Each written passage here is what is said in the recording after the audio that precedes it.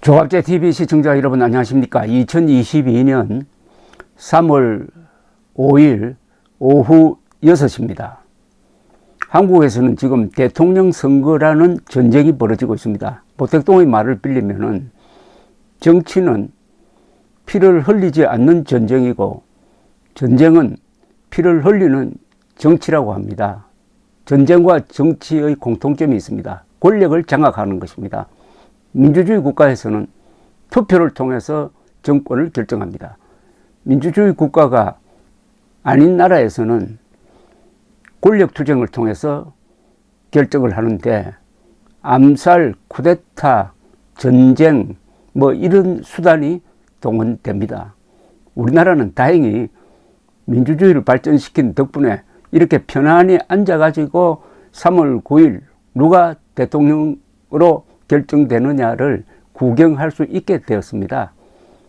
인류가 정치를 발전시킨 이후 이 정도로 정리가 된 데는 그동안 수많은 피, 애국자의 피, 독재자의 피가 흘려졌습니다. 오죽하면 토마스 제퍼슨 미국 대통령이 자유라는 나무는 독재자와 애국자의 피를 마시면서 자란다 라고 했겠습니까? 한국에서는 애국자의 피를 너무 많이 마셨으니까 이제는 독재자의 피를 마시면서 이 자유의 나무를 키워가지고 독재 중에 독재, 김정은 북한 노동당 독재를 싹 쓸어버리고 우리 헌법이 명령하는 대로 한반도 전체를 민주공화국으로 만들기 위하여 평화적 자유통일을 해야 되겠습니다. 그러려면 3월 9일 국민의 위대한 선택이 전제되어야 하는데 현재로는 그렇게 될 가능성이 아주 높아졌으므로 이제 가슴 졸이는 순간순간이 즐겁기만 합니다. 자, 그런데 우크라이나에서는 하루에도 아마 수천 명씩 지금 죽어나가고 있습니다. 푸틴이 이런 사태를 예상했을까요? 푸틴의 실패입니다. 무슨 실패냐? 우크라이나 사람들이 자유민으로서의 저력을 발휘해가지고 이렇게 끈질기게 저항하게 될 줄은 몰랐습니다. 알았다면 이렇게 무모한 전쟁은 하지 않았을 것입니다.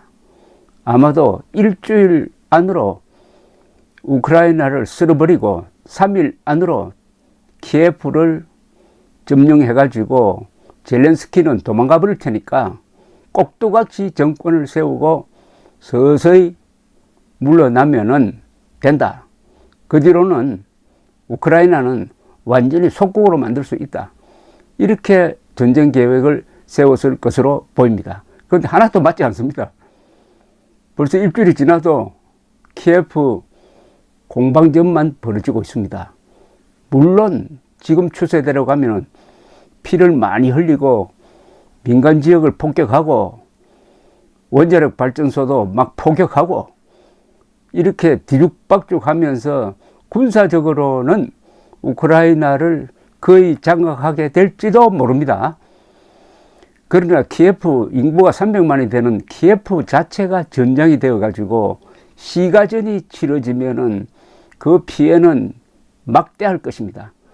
1942년, 43년 사이에 스탈린그라드에 쳐들어온 독일 제6군이 스탈린그라드를 사실상 장악은 하기는 했는데 시가전에 말려가지고 완전히 거기서 절단이 나고 말았습니다. 이 시가전은 무서운 싸움입니다. 건물의 1층과 2층을 적과 아군이 따로 점령을 해가지고 방 하나 접수하는데 몇십 명씩 죽는 이런 전쟁이 바로 시가전입니다.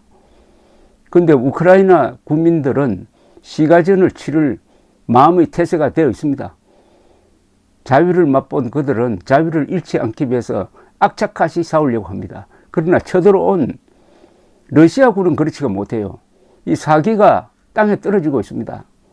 그럴 수밖에 없죠. 한쪽은 조국, 가정, 개인의 자유를 지키기 위한 투쟁을 하고 다른 쪽은 그냥 푸틴이란 이상한 자가 명령하니까 쳐들어왔는데 만나보니까 비슷한 슬라브 말 쓰고 있고 문화도 같고 생긴 것도 같고 이거 내가 왜 싸워야 하느냐 이렇게 자신을 의심하지 않을 수 있겠습니까? 이거 푸틴이 진 전쟁입니다. 이미 졌어요. 푸틴이 결국은 이 전쟁에서 망할 것입니다. 망하는 과정은 어떻게 될지 추측의 영역이죠. 이제 어마어마한 제재가 효과를 봐가지고 물가가 상승하고 수출은 안 되고 러시아 비행기는 지금 유럽으로 나갈 수도 없고 그리고 부자들이 해외에 빼돌려 놓은 돈은 동결되고 모든 스포츠 행사, 예술 행사에서 러시아는 배제되고 이렇게 고립되고 경제 망가지고 자존심 상하면은 러시아의 군인들 중에서 또는 KGB라든지 정보기관 안에서 쿠데타나 암살이 일어나지 않는다는 보장이 없고 그렇게 되면은 지금 상당한 세를 형성하고 있는 러시아 반정부 세력, 요사이 평화 시위를 아직도 벌이고 있습니다. 반전 시위를. 이미 수천 명이 구금돼도 계속하고 있습니다. 이런 세력이 힘을 합쳐가지고 1989년에서 91년 사이 소련 공산당을 무너뜨렸던 식의 행동에 나설 가능성 없지 않습니다. 없지 않는 정도가 아니라 그쪽으로 푸틴이 망할 가능성이 충분합니다. 하나 끔찍한 것은 그런 푸틴이 핵무기를 가지고 있다는 사실입니다. 이 망하게 될 때 이 핵무기를 가지고 무슨 또 장난을 치고 도발을 할 거냐 또는 그 도발을 하려고 하는 그 순간 바로 푸틴이 내부적으로 제거될 것이냐 이런 시나리오를 갖게 합니다. 토니 블링컨 미 국무장관이 이런 이야기를 했습니다. BBC와 한 인터뷰입니다. 우크라이나의 승리를 확신한다고 했어요. 우크라이나의 승리를 확신한다. 다분히 정치적인 의도를 가지고 했지만은 이렇게 딱 직설적으로 정리를 딱 하니까 전망이 섭니다. 브뤼셀의 나토 본부에서 열린 회원국 외무장관 회의를 마친 다음에 영국의 공영방송 BBC와 인터뷰를 가졌습니다. 나는 이번 전쟁에서 우크라이나가 러시아에 승리할 수 있겠다는 확신이 든다. 그는 전쟁이 얼마나 장기간 지속될지에 대해서는 말하기가 곤란하다고 했지만은 우크라이나의 패전이 불가피한 것은 아니라고 말했습니다. 우크라이나 국민들이 아주 비범한 저항력과 회복력을 보여주고 있다고 찬사를 보냈습니다. 만일 러시아 정권의 침공 의도가 현 정부를 전복하고 친러시아 꼭두각시 정권을 세우는 것이라면 4,500만 우크라이나 사람들은 이를 용납하지 않을 것이다. 이번 전쟁은 이미 블라디미르 푸틴 대통령이 의도한 것과는 다르게 흘러가고 있다. 우크라이나군의 끈질긴 저항이 러시아의 진격을 막아내고 있다. 국제사회가 우크라이나를 돕고 블라디미르 푸틴이 시작한 이 전쟁을 끝내기 위해 러시아에 고통스러운 압력을 가하기 위해 할 수 있는 것은 다 하고 있다. 자유와 미래를 위해 분연히 싸우고 있는 4,500만 우크라이나인들을 러시아가 예속할 수 있을 것이라고는 생각하지 않는다라고 했습니다. 그러면서도 정황이 아주 심각하게 돌아가고 있는 것을 걱정을 했습니다. 러시아 군이 우크라이나 민간인을 상대로 점점 더 잔혹한 수단을 동원하고 있다. 이로 인해 민간인들이 극심한 고통을 겪고 있다.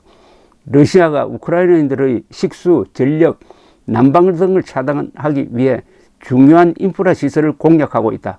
이런 공격 수단은 불행하고 비극적이게도 푸틴 대통령 치하에서 서인 각본의 일부다. 아마도 이런 장면을 더 보게 될 것 같다. 아주 기자가 예민한 질문을 했습니다. 미국이 전쟁을 끝내기 위해 러시아 지도부 교체를 시도할 것이냐. 그러니까 푸틴을 몰아내기 위한 공작을 할 것이냐. 이런 질문을 하니까 그렇지 않다. 그것은 우리에게 달린 일이 아니다. 러시아인들이 지도부를 결정해야 할 사안이다. 내가 러시아인들에게 묻고 싶은 것은 이번 침략 전쟁이 과연 당신들의 이익과 필요에 도움이 되느냐는 것이다. 라고 했습니다. 근데 이 푸틴의 정신 상태가 정상이 아니다. 푸틴은 과대망상자다. 등등 여러 이야기가 나오고 있습니다. 그걸 종합하면 첫째, 푸틴에게 바른 말을 하는 사람이 없습니다. 지금. 그러면 전쟁 계획을 할 때 어떻게 이야기할까요? 이렇게 전쟁을 하면 위험합니다. 우크라이나 사람들의 애국심 대단합니다. 들고 일어날 겁니다. 이런 보고를 하지 않았을 거예요. 계속 잘 될 겁니다. 쳐들어가기만 하면은 거의 친러시아 주민들이 많으니까 우리를 해방군으로 맞이할 겁니다. 이렇게 이야기하지 않았을까요? 독재자에게는요, 그 독재자가 싫어하는 이야기를 한다는 것은 목숨을 거는 겁니다. 그러니까 독재자는 계속 유리한 이야기만 듣습니다. 유리한 이야기. 그러면은 현실하고 완전히 동떨어져 버립니다.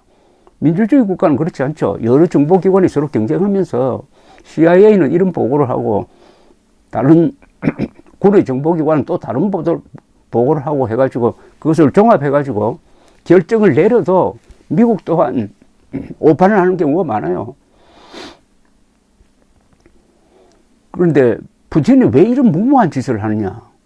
히틀러의 폴란드 침공 이후 처음으로 가만히 있는 나라를 이렇게 무참하게 짓밟는 이런 행동을 왜 하느냐 하는 데 대해서는 조금 이해가 필요한데, 이 푸틴이라는 사람이 KGB 요원이었습니다. KGB 요원으로서 잊지 못할 체험을 했습니다. 그것은 소련이 와르르 무너지는 것이었습니다.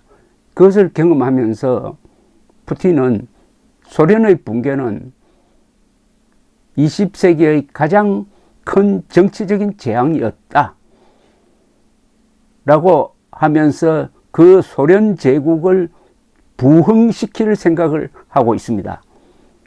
말도 되지 않는 꿈이죠. 소련이 무너진 것은 내부에서 무너진 겁니다. 민주화 운동이 일어나고 그리고 여러 민족 국가가 다탄민족 국가가 독립운동을 하고 해서 와르르 무너졌습니다.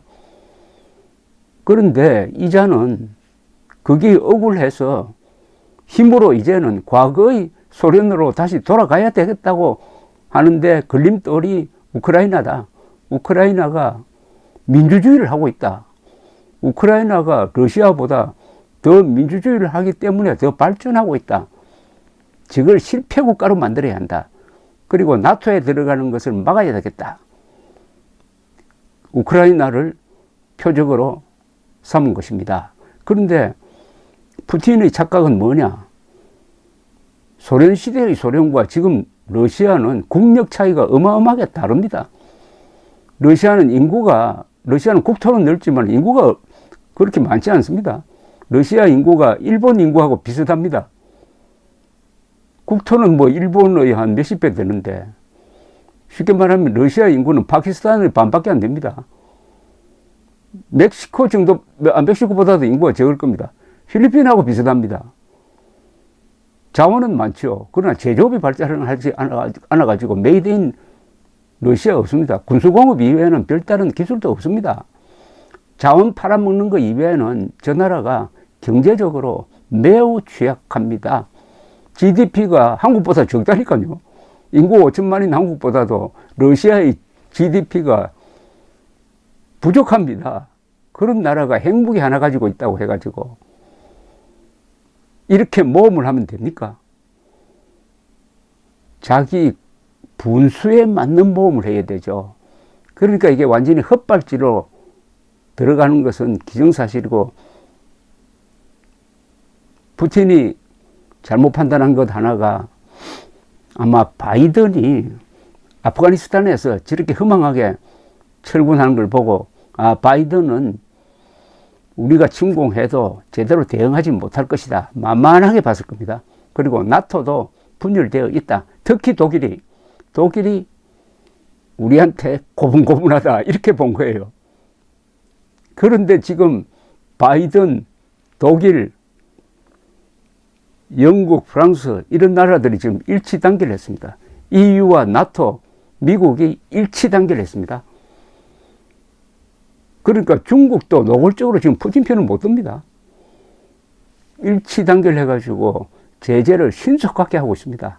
특히 금융 제재, 또 그 푸틴 등 이 부패한 지도층이 해외에 숨겨놓고 있는 돈을 추적을 해가지고 동결 해버리는 거. 그리고 러시아 항공사가 유럽으로 비행을 하지 못하도록 해버리는 거. 달러 결제망에서 퇴출시켜버리는 거. 어마어마한 제재를 했습니다. 어마어마한 제재. 이런 제재는 지금까지 한 번도 없었습니다. 하나 남겨놓고 있는 게 있어요. 그래도 석유, 가스 수출에 대한 제재는 하지 않고 있습니다. 왜냐하면 러시아의 석유와 가스를 가장 많이 쓰는 데가 유럽이거든요. 그거는 남겨놓대. 그러니까 당장 루블화가 환율이 급격하게 떨어지고 정권 시장은 지금 문을 닫았습니다. 며칠 동안. 아직도 문을 열지 못하고 있어요.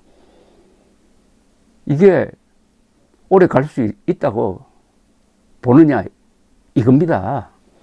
그러니까 블링컨 장관 이야기대로 우크라이나가 푸틴에게 이긴다. 다만 그 과정에서 피를 많이 흘리게 될 것이다.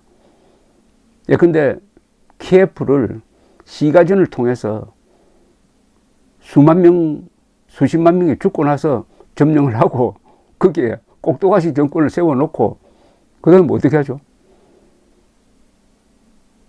꼭두가시 정권 세워놓고 물러나버리면은 우크라이나 사람들 들고 일어나가지고 꼭두가시 정권 쫓아내버릴 것 아닙니까? 그럼 또 쳐들어옵니까? 아니면은 지금 20만 명 정도가 들어와 있을 텐데 한 40만 명 들어와가지고 우크라이나를 군사 통치합니까? 그럼 그 경비가 얼마나 많이 듭니까? 도대체 시나리오가 없는 일종의 자기 파멸적인 지금 전쟁을 하고 있습니다. 이자가 시리아에 파병을 해가지고 아사드 정권 편에 들어서서 이 반정부군을 아주 진압하는 데 공을 세웠습니다. 그 정도 전쟁하고 이 전쟁은 다르죠. 유럽의 한복판에서 인구 4천만 명, 국토 넓이는 한국의 남한의 5배 되는 이런 나라를 그냥 먹는다? 더구나 그 나라가 분열된 게 아니라 딱 일치단결해가 있다. 이걸 어떻게 먹어 삼킵니까? 그러니까 이미 우크라이나가 이겼습니다. 그러나 우크라이나 사람들이 겪을 그 고통은 정말 구경하는 입장으로서는 가슴이 탑니다. 그래서 저도 우크라이나 대사관에 성금을 보냈습니다. 여러분들 우크라이나 대사관으로 들어가시면 그 성금 보내는 은행 계좌번호가 있으니까 많이 도와주시기 바랍니다. 그게 바로 우리가 무기 보내는 거, 총탄 보내는 거하고 마찬가지입니다. 아마 조금 있으면 유럽의 용감한 젊은 사람들이 지원병이 되어가지고 우크라이나로 들어가서 국제 여단을 만들어서 같이 투쟁하지 않을까, 그 단계까지 가지 않을까 하는 생각이 듭니다. 결론은 푸틴은 졌다. 우크라이나가 이긴답니다. 감사합니다.